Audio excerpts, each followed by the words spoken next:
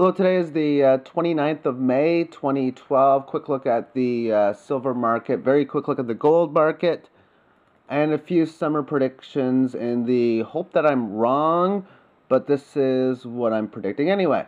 Let's get started. Gold, the daily chart still has a declining 18-period average on all the highs, the lows, and the closes. And the most recent low put in this week so far is still lower than yesterday's level. So this is higher in here. When you have a situation where you're making a pattern of higher lows, then you're going to have an uptrend line, something like that.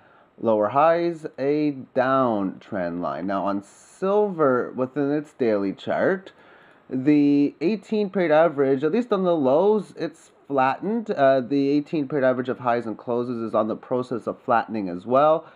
Barely still below the previous high, a little hard to see within this chart, and it still has to get above the 30 level to break this downward trend, and it's got to break above the 32 2/3 level and hold above it to make the downtrend that of a failed move.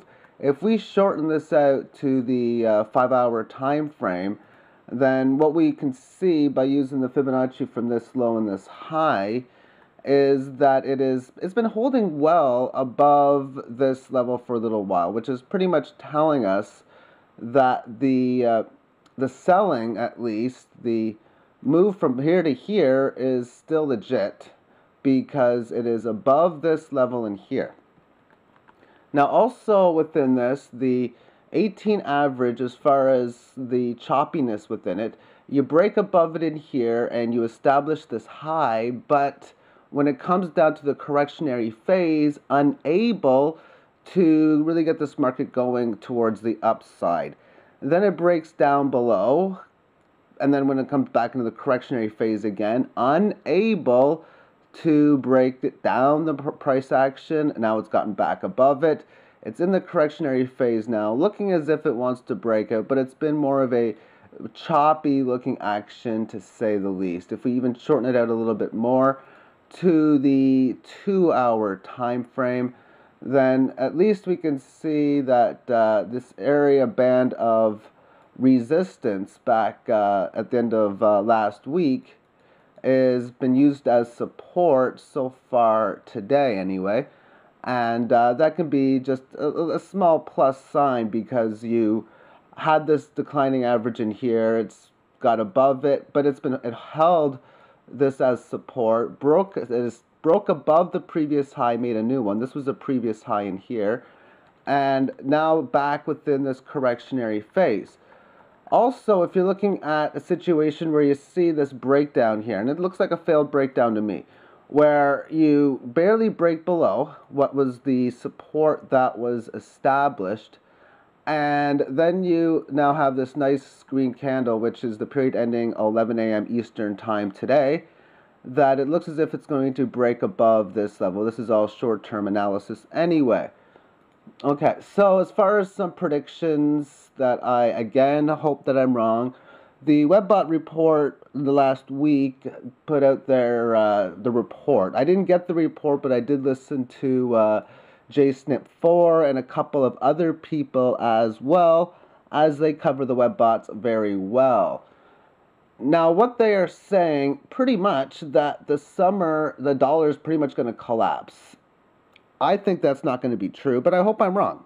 And I look at this summer, I would guess that the price action will trade within a $10 range for the next 4 or 5 months, pretty much between 25 and 35.